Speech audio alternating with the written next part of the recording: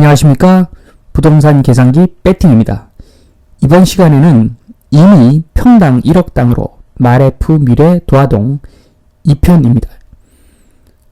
1편에서는 그 마레프에 대해서 마포레미안 푸르지오에 대해서 그 수익률 분석 및 그다음에 토지 가격 분석을 이미 끝마쳤습니다. 그리고 이번 시간에는 그 지금 보시면 2번부터 진행을 하는 거죠.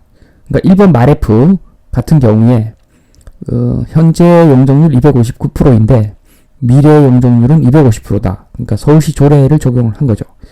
그리고 2번 역세권 공공 같은 경우에는 지금 현재 추진 중이잖아요. 그래서 이게 뭐 한 2, 3년 또는 뭐 3, 4년 지나면 완공이 된다고 가정할 때 그 완공된 시점에 용적률이 600%이다. 뭐 그 한시적으로 지금 용적률을 많이 풀어주니까 그래서 600%로 가정하고, 근데 이 지역도 3종 일반 주거지역이라고 가정을 합니다. 말은 안 되는데 가정을 합시다. 이렇게 가정을 해서 250%짜리를 지금 한시적으로 풀었을 때 600%까지 만약에 건설을 한다. 그런데 그러고 나서 다시 한 40년, 50년 흘러서 그 지역을 다시 재개발할 때, 재건축할 때 그때는 그런 어떤 특혜가 없으니까 250% 용적률로 그 재건축을 한다라고 가정했을 때의 토지 가격을 한번 살펴보겠습니다. 그리고 3번 중심 상업 지구에 대해서 현재는 800%인 그 중심 상업 지구 내 오피스 건물인데 미래에는 1000%까지 지금 건설을 할 수 있죠. 서울시 조례에 따르면. 그 기준으로 해서 땅값을 한번 분석을 해 보도록 하겠습니다. 마레프와 비교 분석을 한번 해 보도록 하겠습니다. 우선 그 공공 역세권 개발 해서 그 준공했다고 가정을 하면 600%다 만약에. 그러면 가격은 뭐 지금 마레프와 동일하게 18억 8천이라고 가정을 했습니다.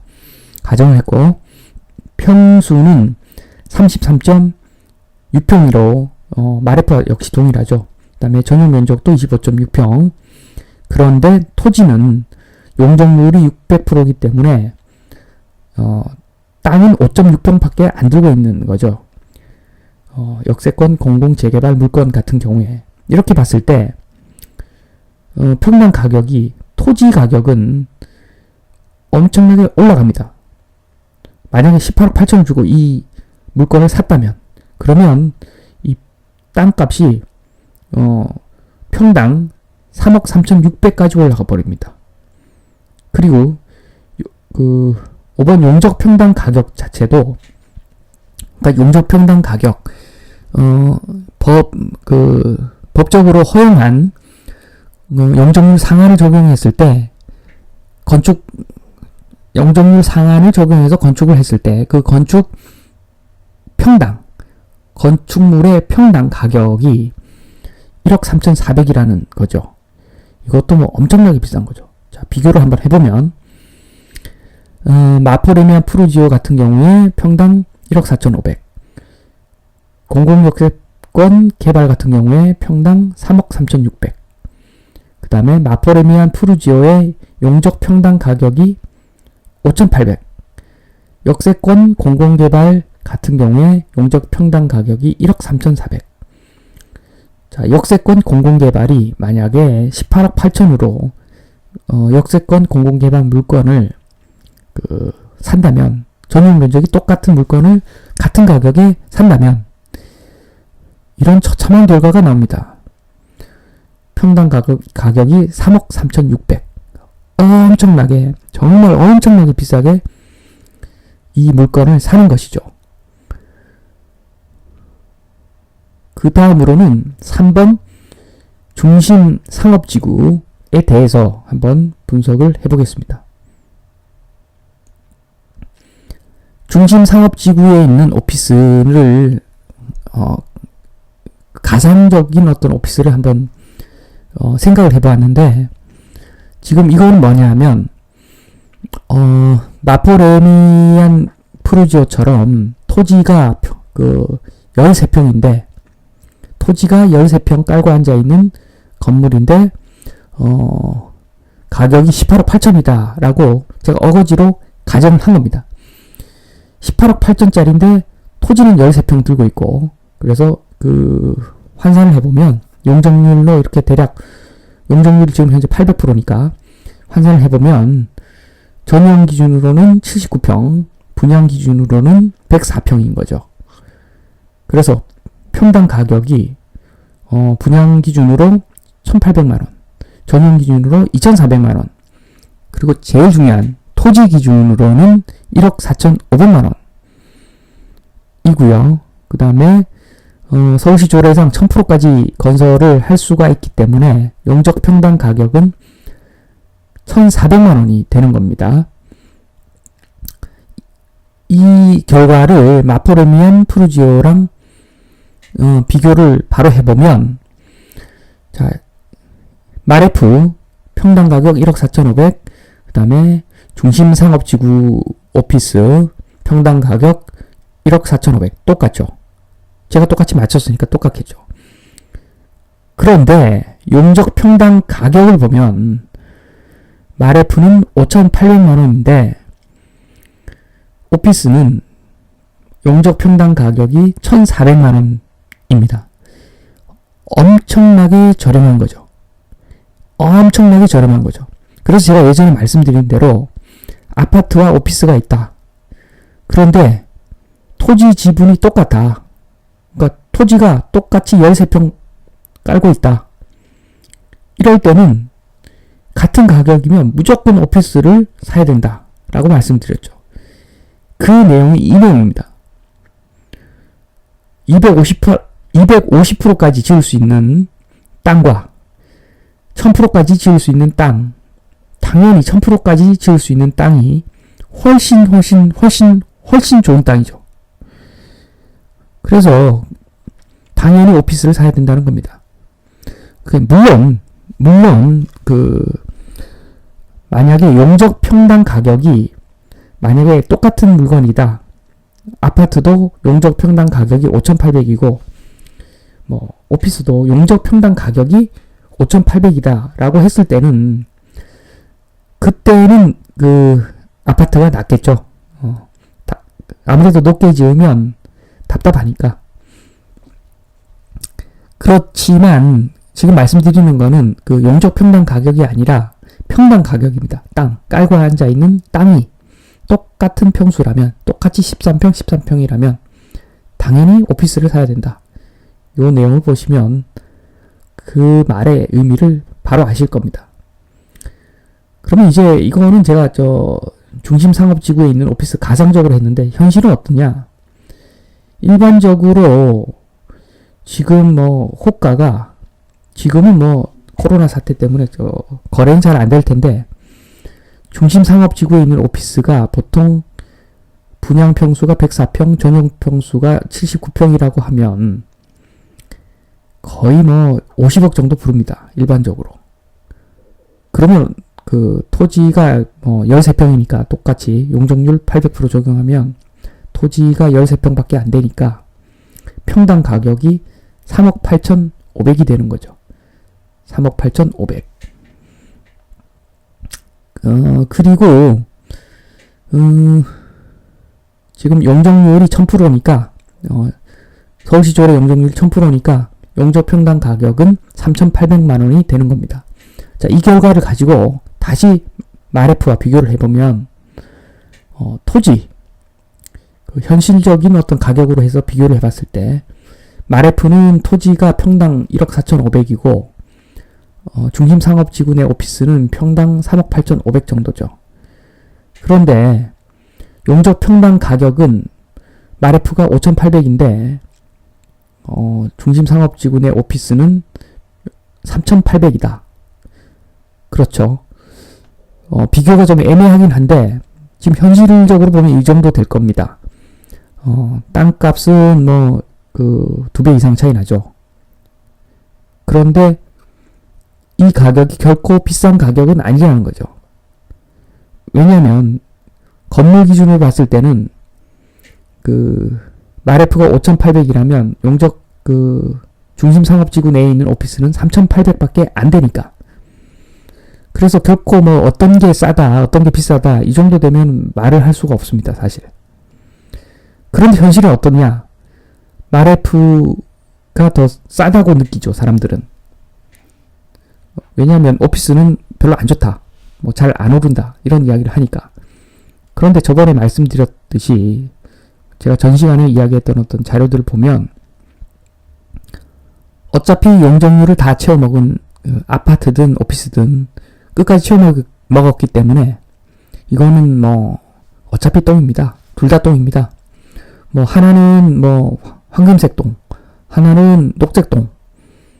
뭐 어차피 근데 이 똥이라고 하는 게 지금 다시 지워야 되잖아요, 어차피. 그러니까 한마디로 똥을 거름으로 쓴다는 이야기인데 그럴 때는 똑같죠. 뭐 황금이든 녹색이든 변은 변인 겁니다. 똑같습니다. 그래서 아파트든 오피스든 똑같은 기준으로 검토를 해야 되는 것이지 그렇게 뭐 뇌피셜로 아파트가 더 좋다 이거는 아니죠. 어차피 공동으로 소유하고 있는 이런 물건들은 재개발이나 재건축 할 때 이 동의가 잘 안 되는 거죠.